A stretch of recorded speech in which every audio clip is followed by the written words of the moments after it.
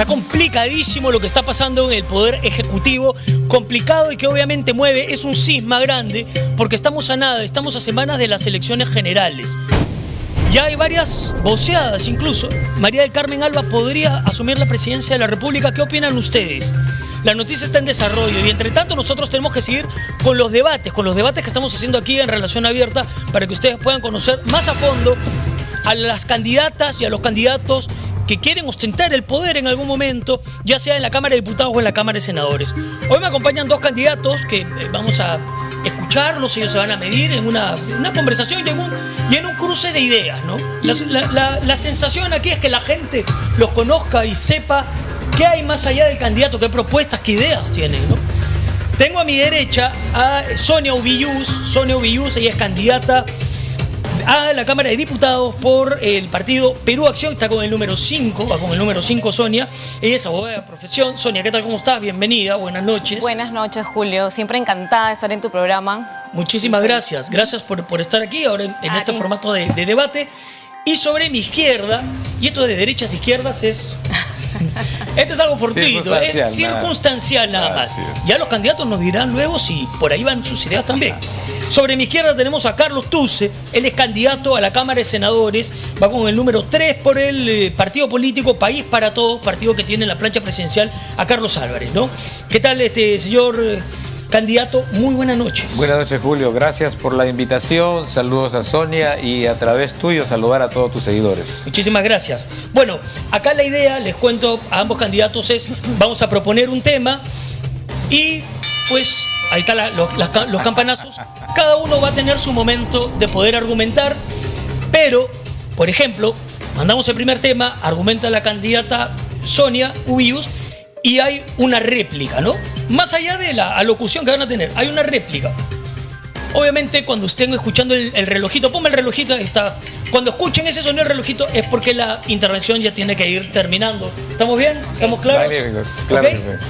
Somos un programa caballeroso, así que vamos a arrancar por las damas. Por favor, desde luego. El primer tema que vamos a tocar es precisamente a título de lo que está pasando con José Gerí y el tema que es un lastre, lamentablemente, para nuestro país, que es la corrupción. Corrupción de funcionarios, corrupción en las más altas élites de los diversos poderes del Estado.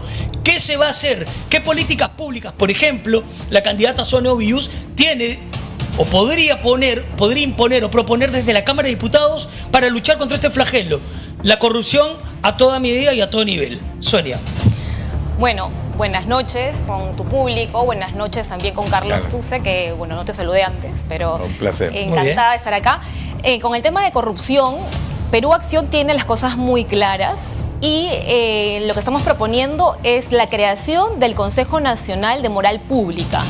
Va a ser un consejo netamente como un auditor externo, que lo que va a hacer es depurar a las instituciones que forman parte del sistema de justicia, del sistema policial y que están detrás de lo que es la corrupción normalmente en el país, ¿no? Esto un poco relacionado a la criminalidad, pero netamente de corrupción es lo que nosotros tenemos como proyecto, ¿no? Ajá. Luego... Y una pregunta, candidata, en ese marco, ¿este organismo estaría regulado por quién? ¿Lo conformarían quién? ¿Sería igual unas elecciones? ¿Cómo va a ser eso? Sí, justo lo que les iba a explicar. Este consejo, al ser un auditor externo, va a estar integrado, lógicamente, por personas probas y que además van a ser requeridas a través de un concurso meritocrático y que no solamente se va a hacer el concurso, sino que además se va a solicitar bajo referéndum la opinión del pueblo, o sea, de la ciudadanía. El referéndum. Así es, a través de referéndum, que en realidad es algo sin igual, no se ha visto antes, pero creo que es necesario en la situación en la que nos encontramos actualmente en el país, que en realidad la corrupción es muy fuerte, cada vez aumentamos, o sea, cada año aumentamos el índice de corrupción en nuestro país. Es necesario ya un auditor externo. Y este auditor, ahora, por ejemplo, detecta que hay una corrupción. Por ejemplo, no sé, en la Cámara de Senadores. ¿Cuál es el procedimiento? ¿Cuál es el conducto regular que se haría ahí? Hay todo un plan estratégico para hacer el procedimiento que estamos haciendo, que sería el procedimiento, pero lo importante acá, Julio, es que este consejo lo que va a detectar es dónde existe corrupción, dónde existe la persona, el funcionario, el empleado público que está cometiendo corrupción para poder sacarlo de la institución. Ahora, vamos a empezar con instituciones que están obviamente bajo el ojo de la tormenta, es decir, Policía Nacional del Perú, INPE, Poder Judicial, Ministerio Público y así sucesivamente con las demás entidades del Estado. Ahora, desde mi espacio como futura diputada, lo que yo sí también voy a implementar o voy a, en realidad, revalidar es la política nacional de integridad y lucha contra la corrupción, porque nosotros dentro del Estado peruano, de la normativa, de la regulación, tenemos una política nacional de integridad y de lucha contra la corrupción. Esta política se materializa en un plan nacional de integridad y lucha contra la corrupción, que además, a través de la Ley de Modernización del Estado, se le obliga, se promueve a las entidades públicas a que cada una de las entidades dentro de su plan estratégico lo conciba. Lo mismo con la ley orgánica, la LOPE, que es la Ley Orgánica del Poder Ejecutivo. La LOPE lo que señala también y lo que regula es que nosotros tenemos la obligación de exigirle a las entidades públicas que cumplan también esta designación de la política nacional de lucha contra la corrupción. De integridad y lucha contra la corrupción. Ante esa exposición, ¿qué opina su contendor en este debate, su contendor de ideas, Carlos Tuse? ¿Le parece que es viable estas propuestas? ¿Se van a poder poner en marcha? Le deseo éxitos, que si lo materializan. Yo tengo una perspectiva que el problema de la corrupción en el Estado genera de dos variables. Primero, en democracia, los derechos fundamentales que te permite elegir y ser elegido a cualquier persona, basta que tenga los derechos civiles habilitados y tener la edad que corresponde, ya puede ser elegido, y eso es lo que tenemos las autoridades que hoy lamentamos que no cuentan con la idoneidad, como el señor Gerí, por ejemplo, ¿no? El señor Gerí, que viene afectando a la clase política con sus comportamientos. Entonces, si no tienen esa idoneidad y cuando miran la política de integridad que ya viene, que data de años y no la están cumpliendo, ¿por qué?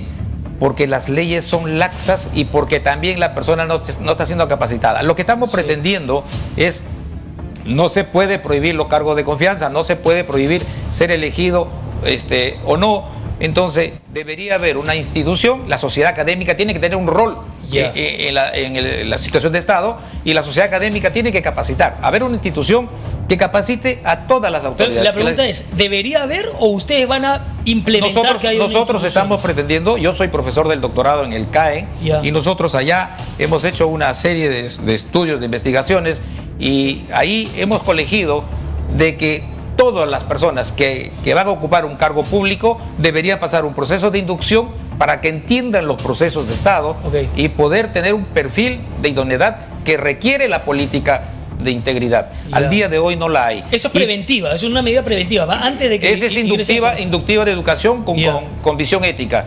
Y quienes infringen la norma... Pero si ya están adentro y infringen las normas, saquean, roban... La sanción tiene que ser drástica, tiene que ser el doble. En algún momento había en el Código Penal a la policía particularmente que cometía delitos, la pena doble. Es que la pena doble debe ser para todos los funcionarios del Estado. La pena doble. Yo les quiero plantear a los dos lo siguiente.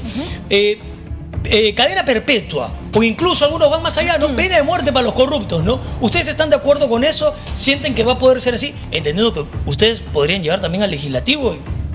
Todo puede pasar, ¿no? ¿O no? Sí. A ver, contigo. Si miramos exactamente el estricto censo de lo que dice la ley, tenemos al día de hoy pena de muerte por traición a la patria. Entonces, un funcionario público que es elegido y utilice el cargo para procurarse dinero, para cometer delito, para hacer lo que está haciendo, ¿está traicionando a la patria? Sí. Entonces, pero a eso, llegar a la pena de muerte... Pero Carlos, claro, pero esa figura sería adecuar el delito a esa ley. La ley que ya está, claro. Entonces, porque si no ya... cuánto hemos pasado, incluso desde el terrorismo, y ninguno ha sido sentenciado a pena de muerte. Pero de pronto se exagera. Lo que sí nosotros, desde el partido País para Todos, y con la conducción de Carlos Álvarez, estamos en favor de la pena de muerte, pero en casos específicos, no totalitarios, en casos específicos. Pero en corrupción, hablando de corrupción. En corrupción creo que es la cadena perpetua, ¿no? Cadena perpetua. En corrupción es la cadena perpetua, pero la cadena perpetua sin beneficios, no como el día de hoy, que la cadena perpetua es a los 80 años. Entonces saben que a los 80 salen a hacer la Dolce Vita de lo que han procurado su dinero. No beneficios para nadie en cadena perpetua. La cadena perpetua no debe haber ningún beneficio, y el que está condenado a cadena perpetua tiene que tener conocimiento que del penal solamente puede salir dentro de un cajón. Okay. Opa. Bueno, ahí está Carlos Tuce, y ahí está, fue con todo ahí. A ver, Sonia, ¿qué opinas tú? Cadena perpetua, pena de muerte, no sé, ¿qué estiman ustedes tú como candidata y en tu partido? Es un tema bastante sensible. Bueno, yo soy profesora de Derechos Humanos en la universidad, soy docente hace varios años y tengo una maestría en Derechos Humanos, Ciudadanía y Ética de la Universidad de Barcelona. Entonces, lógicamente, para mí es un tema sensible, porque con el sistema judicial que tenemos, establecer la pena de muerte tan drásticamente es un tema que se tiene que reflexionar, repensar, analizar previamente, considerando sobre todo, como te digo, el sistema judicial que tenemos. Okay. Ahora, mi partido... ¿Es imposible, es inviable o es complicado? Es complicado, porque nosotros estamos firmando el Pacto de San José, estamos firmando todos los tratados internacionales de derechos humanos, donde no podría darse la pena de muerte en nuestro país. ¿Y qué opinas tú cuando escuchas a candidatas y candidatos que dicen y que aseguran vamos a ir por la pena de muerte? Si tú como abogada estás diciendo es complicado, casi inviable, no hay que salir de los tratados y demás. ¿Qué opinas tú? Yo creo que es un mensaje un poco marquetero dentro de una campaña política. O sea, floro. Es muy difícil, muy difícil que se dé la pena de muerte si un país democrático como el Perú está firmando los tratados internacionales. Sería un riesgo también para la democracia en nuestro país. Sería súper complicado también para las inversiones extranjeras. Sin embargo, el tema, lo que te iba a comentar, se ha considerado dentro del partido, ¿no? Se ha planteado, se ha presentado, es más, ¿no? Como cadena perpetua, igual que acá nuestro compañero. Igual que Carlos, cadena perpetua y también la posibilidad de pena de muerte, pero todavía mi partido es democrático, obviamente, y hay varias ideas que se cruzan, ¿no? Y que ahí hay una controversia. Pero bueno, en su momento se verá si es evaluable el tema, si es que se puede dar o no. Pero ya te digo, ¿no? Lo analizaríamos por la situación tan complicada en la que nos encontramos ahora, por la crisis de criminalidad, por la corrupción, ¿no? Porque, claro, no es posible, no es justo que máximos representantes de nuestro país, como presidentes de la República, tengan procesos tan despreciables en temas de corrupción, ¿no? Que Barbadillo está lleno actualmente de los expresidentes peruanos. Es una vergüenza además nacional e internacionalmente. Entonces, cabe la posibilidad, se puede pensar, pero se tiene que evaluar muy seriamente esto a futuro, ¿no? Por supuesto. Julio, ya que estamos si me permite saludar la doctora, profesora de los derechos humanos, y sin duda qué mejor dialéctica podemos tener de ella, porque ella es defensora de los ciudadanos honestos. Entonces, el sistema, la Corte Interamericana está para eso, pero está fallando. Simplemente que vemos que al día de hoy solamente protege a los terroristas, a los delincuentes, y a los ciudadanos honestos no. Entonces, los sistemas son para protegerlos, pero cuando los sistemas fallan, ya no nos sirve. Entonces, allí es donde viene el corte, porque sin duda la doctora no va a aceptar, con lo que hemos visto, a una señorita que le echaron combustible y la quemaron viva en la calle. Esas cosas Claro, esas cosas no se pueden aceptar. Claro. Entonces, es revisable, por cierto, ¿no? ¿Qué diría Sonia? Por supuesto, por eso digo que es un tema muy sensible, tiene que evaluarse, tiene que reflexionarse con respecto al tema. O que mejore la Corte, ¿no? Y además, claro que sí, con el trabajo que hace la Corte Interamericana, que mejore, tenemos que evaluar también el trabajo que hace la Corte Interamericana, pero también tenemos que considerar que se luchó por muchos años a nivel internacional para que nuestros derechos fundamentales estén garantizados en el rango internacional, es decir, en una corte internacional, en tratados internacionales. Entonces es importante que garanticemos los derechos fundamentales de las personas. Ahora, que las instituciones no estén funcionando adecuadamente, Corte Interamericana, modelo de poder judicial, ¿no? Como en nuestro caso, eso es otra cosa. Tenemos que evaluar qué es lo que está pasando. ¿Y qué opinan ustedes de las ONGs que, por ejemplo, muchas veces han cobrado protagonismo en este tipo de casos? Cuando se van a poner algunas penas severas, ¿no? Y han abogado y todo lo demás. ¿Qué opinan, por ejemplo, Sonia? Bueno, es entendible, porque las ONGs lo que defienden y por lo que trabajan son por los derechos fundamentales de las personas, normalmente, ¿no? Que, bueno, que existan ONGs que se estén beneficiando, es otra cosa también. ¿No están politizadas para ti? Se tiene que fiscalizar y se tiene que diferenciar. ¿Pero no están politizadas para ti? Algunas ONGs están politizadas, están como sesgadas, pero la mayoría, al menos las que yo conozco, yo trabajo en alguna de ellas, que es la ONG Transparencia, y me siento muy orgullosa, tengo una gran experiencia con ellos, ¿no? En verdad, fue uno de los mejores trabajos que tuve porque se realizaba un trabajo de cerca con la ciudadanía, ¿no? Ellos planteaban, por ejemplo, el proyecto de veedurías ciudadanas, ¿no? Que ese trabajo que es de fiscalización ciudadana y que es meticulosa, sensible, lo realizaba la ONG Transparencia. Entonces, puede ser que dentro de las ONGs existan algunas que se hayan politizado, que estén trabajando de manera no adecuada, pero la razón de ser de una ONG es defender, garantizar derechos fundamentales de los ciudadanos, ser la voz del ciudadano, ¿no? Representar a la ciudadanía a través de la sociedad civil organizada cuando el Estado no lo hace. ¿Qué opina el candidato? Las políticas, primero, el país sí acepta los tratados internacionales, pero tiene su propia identidad, su propia identificación, sus propias leyes, su carta magna, que es la que primero debe cumplirse. Luego las posiciones internacionales, pero hay ONG, como usted bien lo ha dicho, que no vienen a sumar. Me remito al tema de Escazú, por ejemplo. Las ONG de Escazú venían a quitarnos la soberanía nuestra para decidir sobre nuestra Amazonía y que la decide el mundo sobre nuestra Amazonía. Esas injerencias políticas no suman a la integridad de un Estado democrático como es el Perú.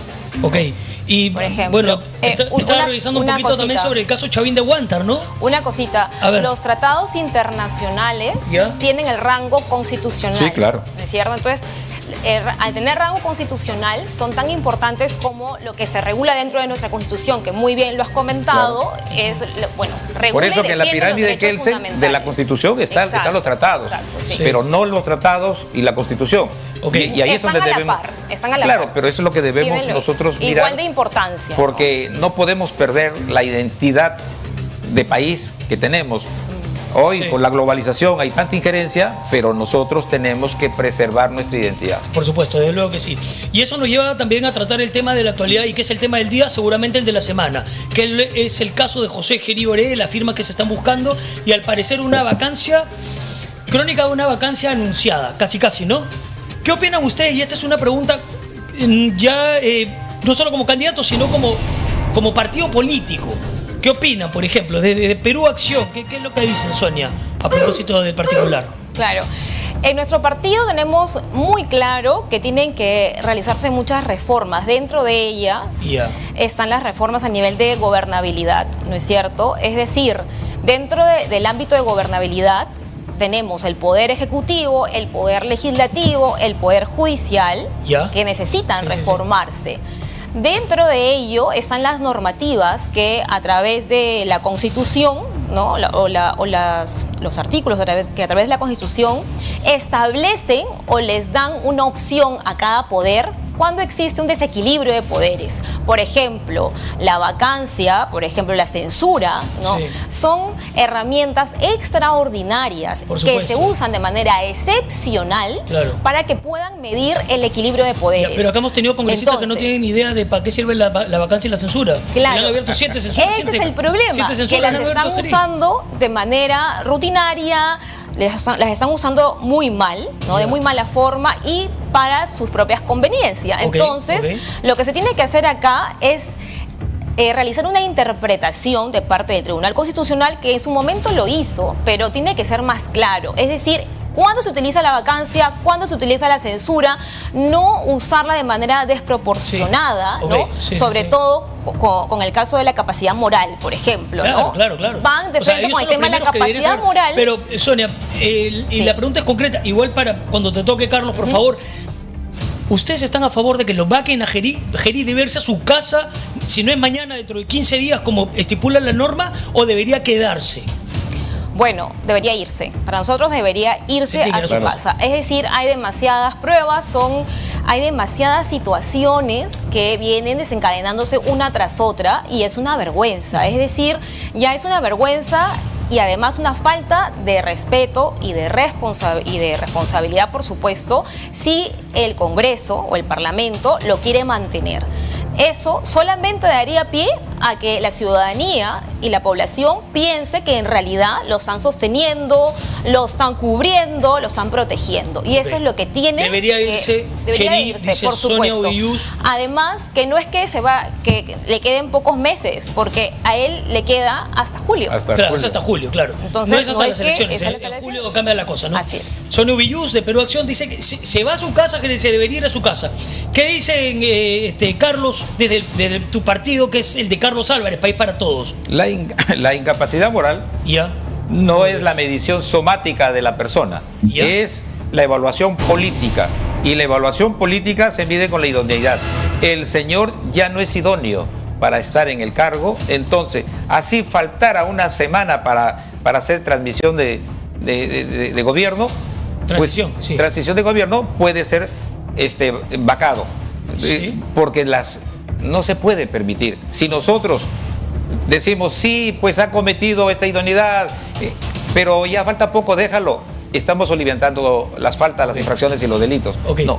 Sí. Ahora, la investidura presidencial, qué diezmada está, ¿no? Qué menoscabada, es un trapeador, básicamente, ¿no? Pero ya con sería 10 presidentes. Lo que nos ha llevado... ¿Perdón? Desde el 2017. Lo que nos ha llevado a colegir lo siguiente, y la doctora no me dejará mentir, porque las universidades analizamos estos temas, que no es un tema de background académico, porque hemos tenido muchos presidentes con títulos enormes, que no es una situación al revés de un analfabetismo o una precariedad de conocimiento, porque también hemos tenido, y está igual en el penal. Entonces, lo que se requiere en el perfil para un presidente, ¿qué se requiere? Primero, sentido común. Bueno. Segundo, valores. Y que sepa contextualizar la situación. Sabiendo contextualizar una situación, conociendo bien las habilidades humanas, yo creo que le da capacidad para dirigir. Entonces, porque teniendo el concepto, el equipo técnico, el entorno es el que ejecuta, materializa. Entonces, es así. La doctora clarísimo nos ha hablado de los derechos humanos. ¿Te parece que la gente que dice, sí, pues, pero los que no tienen pergaminos o credenciales tangibles en el tema político para llegar a ser presidente no deberían ser tomados en cuenta? ¿Tú sientes que eso no es así? No es así, porque a las pruebas nos remitimos. No nos ha dado resultado. Pero en base a esas mismas pruebas, yo te hago la pregunta. ¿Pedro Castillo Terrones tenía las credenciales para...? No tenía ¿Te parece que hizo un buen gobierno? Papel? Negativo, por eso. No tuvo los conocimientos teóricos. Entonces, igual, ni práctico ni teórico. Por eso, ni práctico ni teórico. Igual cayó en la corrupción. ¿Por qué? Porque no tiene principios, porque no tenía valores. Entonces, una persona que no tiene frente a estas situaciones, que viene a ser casi una tentación, inmediatamente caen en la corrupción. Lo que se quiere es una persona firme, de principios, de valores, que se enfrente a cualquier situación ilícita. Bueno, entonces coinciden los candidatos ambos en que Gerí debería irse a su casa, lo que está diciendo. Y además le sumaría que en el caso del presidente de la República, aparte de la integridad que debe ser intachable para un presidente de la República, tiene que converger este tema de tener obviamente capacidad moral, lo que estaba comentando Carlos, de habilidades y de sentido común, pero también conocimiento técnico, porque entrar al Estado es lo que le ha pasado a Pedro Castillo. Pedro Castillo tenía una ideología clara porque era de izquierda y bueno, ¿no? Yo creo que confundió a la ciudadanía con su ideología, pero cuando ha estado ejerciendo las funciones del Poder Ejecutivo como máxima autoridad del Poder Ejecutivo, una presidencia es la máxima autoridad del país, representante del país, no ha sabido hacer absolutamente nada de gestión pública porque no conoce la gestión pública. Y aquí tenemos que hacer hincapié en que la gestión pública es un aparato estatal grande, con diferentes sistemas administrativos. No es solamente querer o tener la voluntad de gobernar, es tener el conocimiento de todos los sistemas administrativos de la administración pública, del equilibrio de poderes, ¿no? De que no es un poder el que va a gobernar, que es el Ejecutivo, tiene que gobernar los tres poderes en equilibrio. No quiere decir que me voy a poner de acuerdo en beneficio propio, quiere decir que voy a coordinar, que mis ministerios, los ministerios que están en el Poder Ejecutivo, van a coordinar el trabajo que hace con el Parlamento, ¿no? Para poder llevar un gobierno en orden. Lo mismo con el Poder Judicial, ¿no? Ese es el aparato estatal que debe de conocer. Muy bien lo ha dicho la doctora, no es una persona, es un equipo. Entonces, no se personaliza solamente la gestión de un gobierno. Hay que ver el equipo que tiene y que sea de garantía. Carlos, pero ¿te gustan las propuestas de la doctora? No, yo le hago el complemento. ¿Votarías por la doctora o no? Hago complemento. Pues sí, porque no, yo... ¿Ya? Hago complemento, estamos elucubrando académicamente bien y creo que nos entendemos por ser Ahora, docentes, ¿no? Lo que te quiero preguntar, Carlos, porque a propósito, recojo lo último que dijo la candidata Ubiyús, sobre la gestión pública y la capacidad para realizar la gestión pública como base, como requisito 1 para el líder del Ejecutivo. En ese sentido, hay mucha crítica en la calle o la crítica de los adversarios. Por ejemplo, a Carlos Álvarez, que dicen que no tiene experiencia en gestión pública. Y justamente la doctora dice, debería entrar alguien que tenga comprobada credencial en gestión pública. ¿Qué opinas tú? Una organización, hay que saber dirigir una organización. Y para dirigir una organización, lo primero que se quiere que tenga productividad. Para lograr esa productividad, tiene que ser atractiva la institución y generar confianza y unidad. Carlos Álvarez, 42 años de empresario exitoso y además ha podido hacer trabajos de ayuda social silenciosa y destaco algo supremamente importante. Normalmente las organizaciones hacen estos trabajos sociales deducidos de impuestos. Entonces casi no es... Carlos Álvarez, los 42 años, ha sido con su propio dinero, con su utilidad neta. Y eso le marca diferencia y es exitoso y además... que ha sabido interpretar el reclamo del pueblo, que lo ha convertido en sátira política, ¿no? En sátira política. Ahora, por una suerte de réplica también, es necesario conocer tu perspectiva plural de la política, ¿no? ¿Qué opinión te merece, por ejemplo, Francisco Díez-Canseco a ti? Bueno, es un señor que ya ha intentado varias veces y si no ha tenido el éxito... pues la respuesta se la da al pueblo, ¿no? O sea...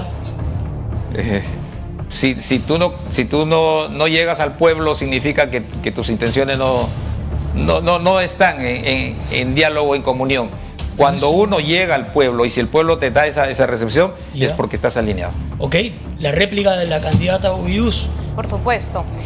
Francisco Díez-Canseco tiene un historial de conocimiento político y de ideología política y de lucha por los derechos fundamentales, por los derechos humanos, por tener un país mejor. Él es un productor de quinoa, es además un empresario nato, ¿no? Con ideas de desarrollo a nivel de país, con ideas de desarrollo a nivel internacional. Tiene los conceptos muy claros y lo más importante es que él tiene una conexión innata, es decir, le nace, ¿no?, a él la conexión con las personas de sectores más vulnerables. Él ha trabajado muchos años en Puno, donde vio crecer lo que hizo, lo que nació allá, que fue justamente el emprendimiento de la quinoa, ¿no? Está con planes, o tiene planes que además consideran la quinoa para procesos de desarrollo nutricional contra la anemia de los niños, de los más pequeños, ¿no? Desde los 6 meses hasta los 3 años de edad. Ha hecho todo un estudio sobre el tema, o sea, es con visión social de la nutrición. No, ha hecho estudio también. Él es una persona que se ha preparado toda una vida, ¿no? Y por supuesto que ha tenido una representación política, porque él ha sido diputado, ¿no? En los años 80, pero ha sido diputado. Él sabe lo que es un trabajo de representación, sabe lo que es un trabajo político y un trabajo de Estado, sabe de equilibrio de poderes. Él sabe que no puede trabajar solo desde el Parlamento, sino en coordinación con el Ejecutivo y con el Poder Judicial.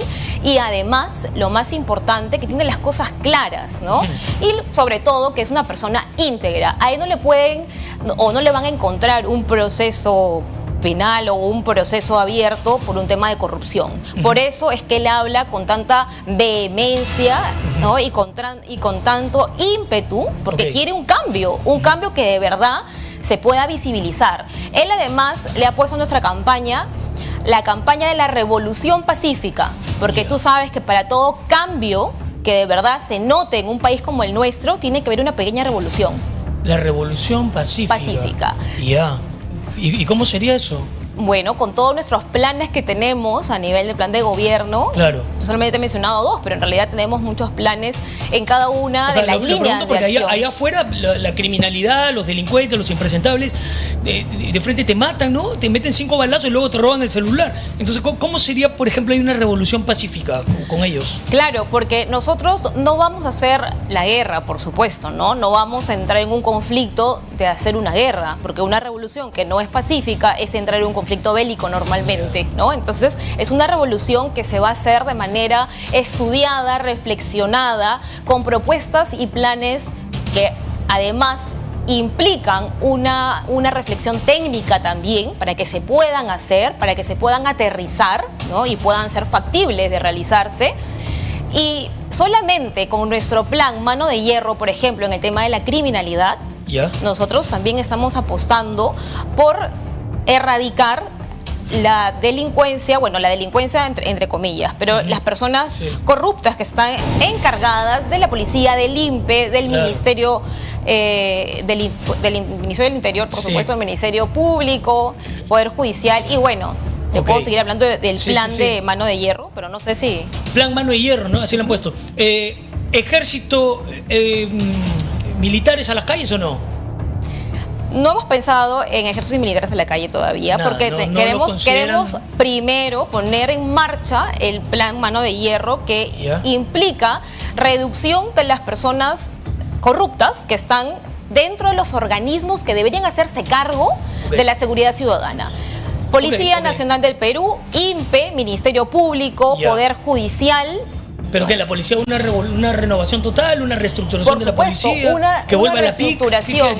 Y esto acompañado del Consejo Nacional de Moral Pública. El Consejo Nacional de Moral Pública nos va a ayudar a poder identificar a los corruptos, ¿no? ¿Y de dónde sacamos más policías? No estamos hablando de... cuando lo sacas, porque vamos a considerar de todas maneras mantener las escuelas policiales para poder formar a nuevas promociones y bueno, ¿no? Dar incentivo también. Tenemos que hacer toda una evaluación, porque igual cada sistema dentro del Ministerio del Interior o que se encarga de la seguridad ciudadana tiene que ser evaluado con bastante minuciosidad para ver en qué estamos fallando. ¿No? Sonia, muchas gracias. ¿Qué opina el candidato Carlos Tuce? Ejército a las calles, he escuchado también a la candidata, ¿le parece coherente? ¿Qué harían ustedes? No, estábamos siempre en coherencia. Lograste que ahora tenga una posición antagónica a lo que dice la doctora, ¿no? ¿En qué sentido? Que nosotros sí salimos a enfrentar el crimen con mano dura, directamente, y no vamos a tener ninguna compasión, porque en este momento están generando un estado paralelo y hay que enfrentar el crimen con rectitud. Con relación a la policía, nosotros vamos a blindar a la policía, fortalecer la policía, pero a los buenos policías, porque hay buenos profesionales, hay muy buenos profesionales. Que hay pocos policías, es cierto, hay tan pocos policías que al ministro, al comandante general, como que le da vergüenza decir lo que le falta. Mire, por turno, con la cantidad de millones que tenemos y según el estándar internacional, en un turno se requiere 150.000 policías. Y el día tiene 3 turnos. O sea, un mínimo de 450.000 policías es lo que requerimos y no estamos sino por 100.000. Entonces, de allí sacarlos, no. Vamos a fortalecer, blindar a la buena policía, pero también vamos a pedir el cambio de la ley 3714 del sistema disciplinario, que es supremamente laxo, que no permite castigar con severidad a los malos elementos. A los malos elementos, al policía que se le encuentra robando, matando, lo que sea, tiene que ser en el acto. O parte de la organización criminal a veces. Totalmente, exacto. En el acto tiene que ser degradado y expulsado de la institución. Inspectorado de la policía. Le hago una pregunta porque me pareció interesante una parte. Dice, vamos a ir con todo contra la delincuencia. ¿A qué se refiere con ese con todo? ¿Cómo va a ser? Primero, nosotros lo que vamos a hacer es lograr que surja una ley inmediata para sacar las armas de fuego ilegal del mercado. Le explico. Al día de hoy matan con pistola, asaltan con pistola, roban con pistola, extorsionan con pistola, pero ninguno de los delitos es el arma la prioridad. El arma está como accesorio. No hay una persecución al arma de fuego.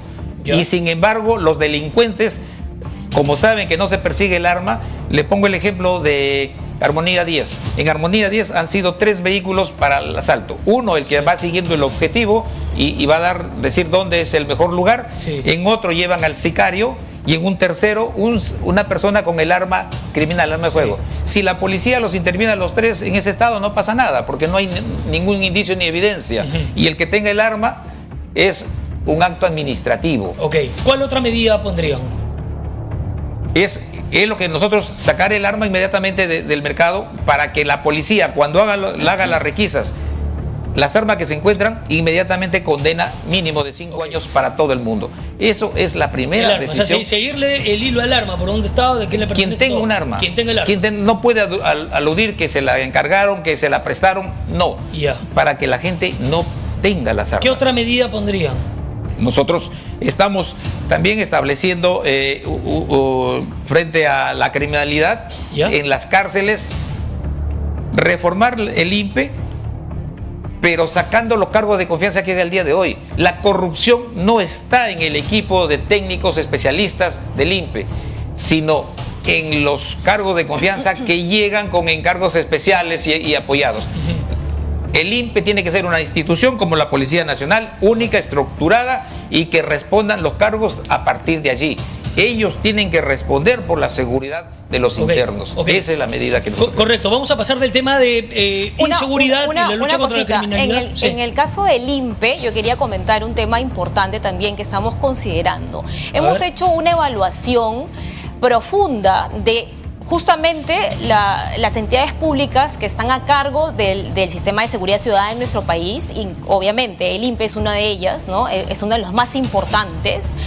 Uno, el INPE está ahorita en realidad con demasiados, bueno, no se da abasto con los presos que existen en cada uno de los penales, ¿no? Hay un hacinamiento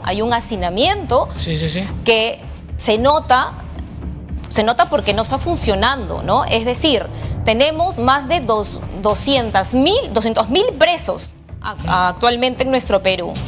Y tenemos ¿cuántas cárceles? 69 cárceles, ¿no? Es decir, estamos cubriendo el 50% de los presos. Las 69 cárceles que existen actualmente solamente cubre para el 50% del número actual de presos. Ahí solamente con esta problemática nos damos cuenta de que el INPE necesita una reforma urgente. Ahora, la función principal del sistema penitenciario es la reinserción del reo. Reinserción del reo. Ellos necesitan tener una educación interna de rehabilitación, ¿no es cierto? Porque esa es la finalidad de un sistema penitenciario. Por supuesto que no lo puede cumplir porque hay demasiado preso, claro, ¿no es cierto? No se puede, o no de una manera óptima. Nuestro plan de gobierno, perdona que te corte, nuestro plan de gobierno también está considerando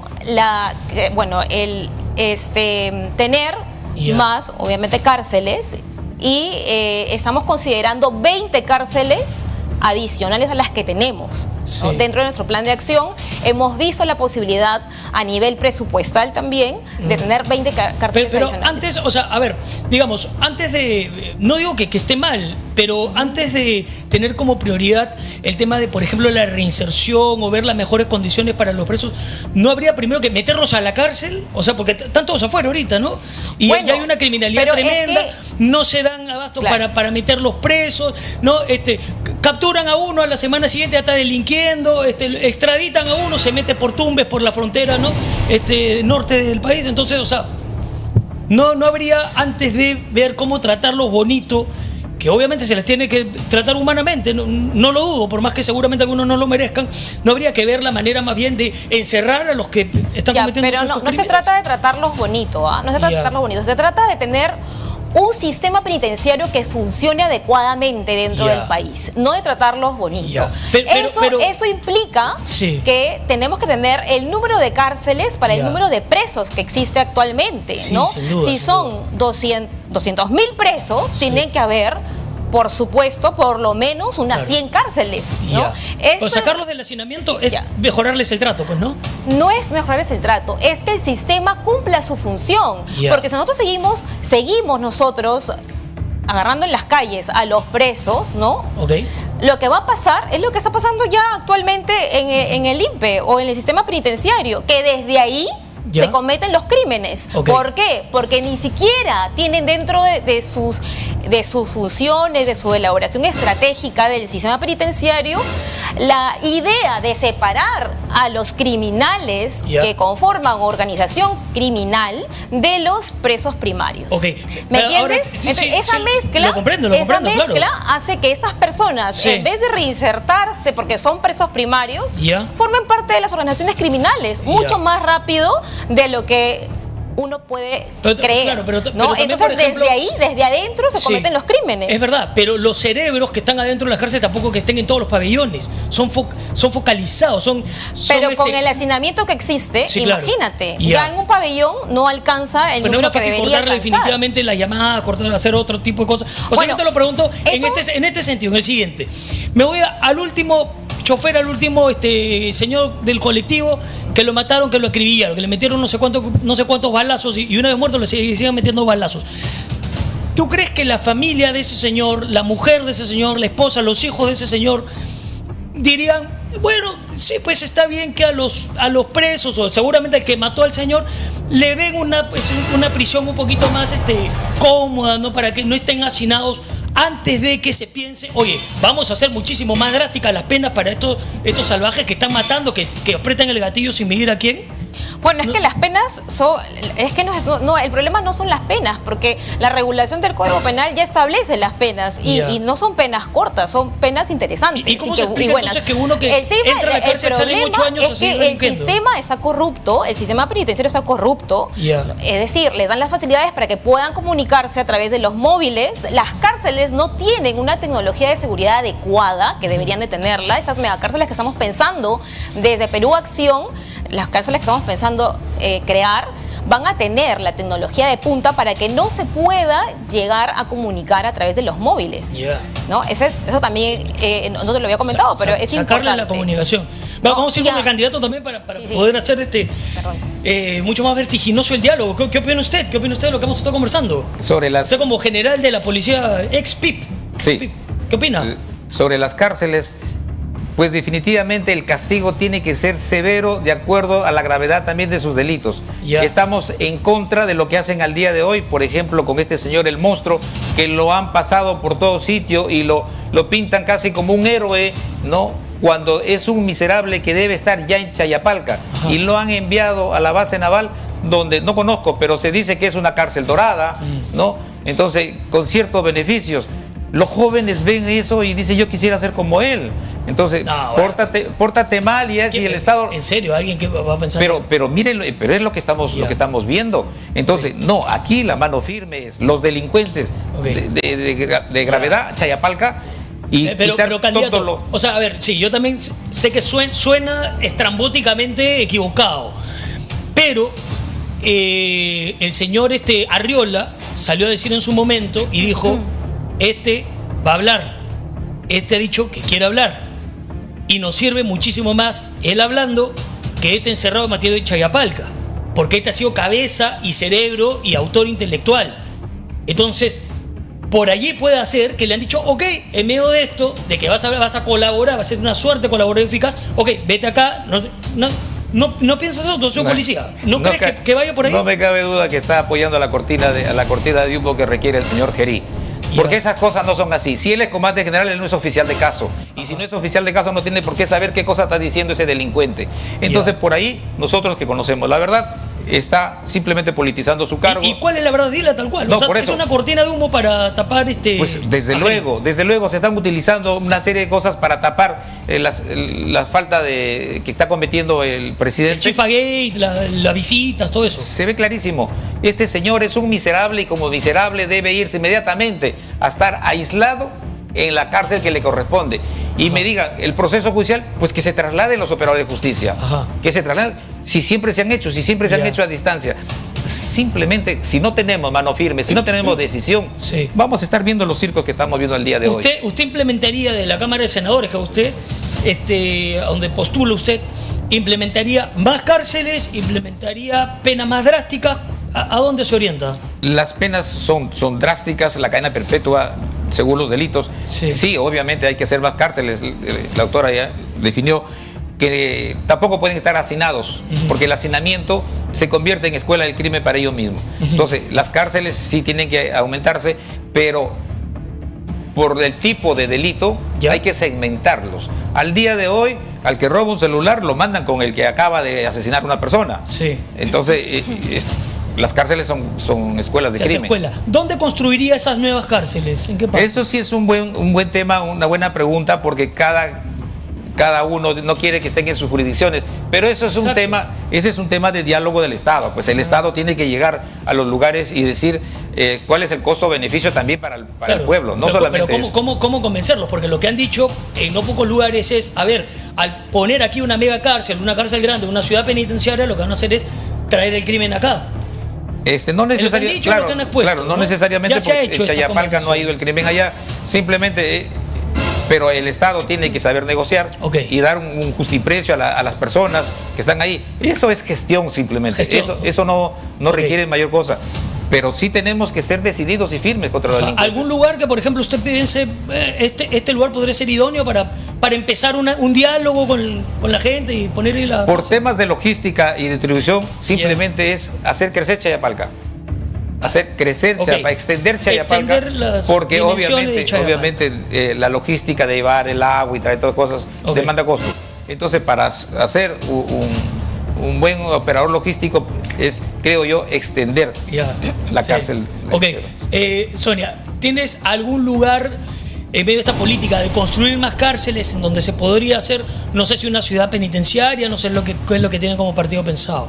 Sí, bueno, como partido, nosotros tenemos que evaluar en su momento, ¿no? Como dice Carlos, le doy por ahí la razón también. Estamos pensando lo mismo, que nosotros tenemos que evaluar en su momento dónde sería el lugar más idóneo. Claro, no podemos decir tan sueltos de huesos como lo ha dicho el señor de Renovación Popular, que sería en la selva y que las víboras o las serpientes van a hacer las serpientes van a hacer la contención de la naturaleza, no, como parte de la naturaleza. ¿Qué te pareció esa propuesta? Es una propuesta, ¿no? Finalmente. Irresponsable. Bueno, irresponsable, dice Carlos Tuce. ¿Qué opinas tú, Sonia? Sí, además de irresponsable, es es un poco a lo que juega este representante de Renovación Popular, ¿no? Porque quiere llamar la atención, ¿no? Es como la figura de el loco de la campaña política, porque él quiere que lo reconozcan como el loco de la campaña política para llamar la atención.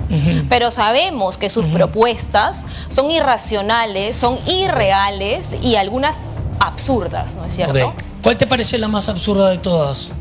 Bueno, me pareció muy absurda, eso uno, pero además lo del DNI para los fetos, ¿no? Para el feto. Yo creo que hay tanta problemática a nivel del feto, de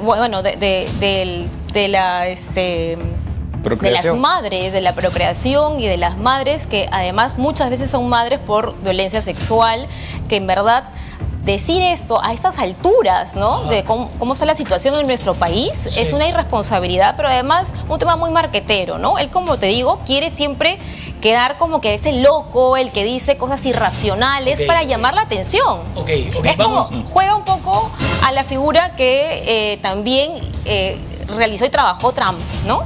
Porque Trump también... Estamos copiando la política de Trump. Para redondear, el tema que tenemos es la reducción burocrática, que es lo que tantas veces se habla en la burocracia, en los diversos poderes del Estado, pero que también ha llegado con muchas propuestas de o eliminar ministerios o la absorción de ministerios de unos hacia otros. ¿Qué estiman ustedes desde sus respectivos partidos, desde la Cámara de Diputados, senadores? ¿Qué opinan que se pueda hacer? ¿Hay algún ministerio que podría ser absorbido por otro, que podría ser eliminado? ¿No lo contemplan? ¿Está bien como estamos? ¿Qué opinan? Empezamos por ti, Carlos. No, definitivamente hay que hacer un análisis. Creo que hay demasiados ministerios. Creo que hay ministerios que se superponen a muchas actividades. ¿Cuáles? El Ministerio de la Mujer con el MIDIS, por ejemplo, podría ser un solo ministerio. Uno solo. ¿No? Unas actividades sobre la protección del medio ambiente. Lo ve Energía y Minas, lo ve el Ministerio de Ambiente, lo ve Agricultura. Entonces, 3 ministerios para ver un solo tema. Yo creo que sí hay que reducir. Y además, reducir el aparato burocrático. Le voy a dar el ejemplo del Ministerio del Interior. El Ministerio del Interior hace unos 10 años eran 4 oficinas. Y hoy hay, creo que miles de personas trabajando, haciendo que nada. Entonces se vuelve a hacer una bolsa de empleos, ¿no? De preferencias, y eso tiene que cambiar. ¿Es una bolsa de trabajo, dice usted, el Ministerio del Interior? Sí, claro que sí. Eso tiene que ser eliminado, desburocratizado, ¿no? Y tener las oficinas que exactamente se requieren y se necesitan. Tienen tantas personas que no hacen nada, que van a otro lugar a coger funciones. Por ejemplo, en la disciplina de la Policía Nacional. Resulta que hoy la disciplina de la Policía Nacional no la investiga y no la sanciona la policía. La sanciona una oficina del Ministerio del Interior, unos señores del Ministerio del Interior. ¿Qué saben los señores del Ministerio del Interior sobre la disciplina de la policía? ¿El Interior y Defensa los unificaría o no? ¿Qué dice el partido? No, Perú para todos. Yo creo que por ahora no hay países que sí han unificado, Colombia, Chile. Sí, claro, por supuesto, varios. Pero aquí por la naturaleza que está, no, más bien lo que sí nosotros estamos invitando a observar sobre el INPE. El INPE, ¿qué hace en el Ministerio de Justicia? El INPE es parte de los operadores de justicia, porque el policía captura, el fiscal denuncia, el juez sentencia y ejecuta el INPE. Entonces, el INPE podría pertenecer al sector interior. Al Ministerio del Interior. Ok, interesante. ¿Qué dices tú, Sonia? ¿Qué prepara Perú Acción? ¿Van a prescindir de algunos ministerios? ¿Se queda tal cual? Perú Acción tiene una línea muy específica con el tema de gobernabilidad en general del Estado y plantea darle fuerza a nuestra ley de modernización del Estado justamente con temas como la simplificación administrativa, porque tenemos además una ley de simplificación administrativa para evitar la burocracia. ¿No es cierto? No puede ser que para un trámite nos estén pidiendo la copia del DNI, sabiendo que sistemáticamente a nivel de los sistemas, de los procesos administrativos del Estado, ellos tienen conexión con RENIEC. Entonces pueden tranquilamente pedir el DNI. Que te estén pidiendo la copia del DNI. No puede ser. Eso es una muestra real de que no está funcionando, ¿no es Exacto, cierto? sí. Y que hay demasiada burocracia. Por otro lado, la unión de ministerios nosotros lo estamos evaluando porque consideramos que algunos sí podrían, como el Ministerio del Interior y Defensa, yo creo que sí se podría fusionar, pero también en el caso del Ministerio de la Mujer y del MIS, que siempre están comentando el tema de la fusión de ambos ministerios, tenemos que también evaluar muy específicamente las funciones del Ministerio de la Mujer, porque el que no esté funcionando actualmente como debería no quiere decir que tenga que desaparecer, ¿no? Y estamos viendo toda la problemática que hay a nivel de violencia contra la mujer, de tema de violaciones sexuales, etcétera, ¿no? Entonces es necesario que se restablezca, se reestructure, pero que necesitamos un respaldo a través de un ministerio. Yo creo que sí. Ok, correcto. Bueno, ahí han escuchado ustedes las posturas, las propuestas y las alocuciones de ambos candidatos, a quienes les agradecemos por haber compartido con nosotros esta noche este primer debate del programa. A Sonia Ubillús, candidata a la Cámara de Diputados con el número 5 por el partido Perú Acción de Pancho Díaz Canseco, y también a Carlos Tuse, candidato a la Cámara de Senadores con el número 3 por el partido político País para Todos, cuya plancha presidencial, disculpando la redundancia, preside Carlos Álvarez. Gracias a ambos candidatos, mucha suerte. Nos reencontraremos en otro debate, y precisamente a esta hora, 8:05, tenemos un nuevo debate candente, on fire, para ustedes. Relación abierta.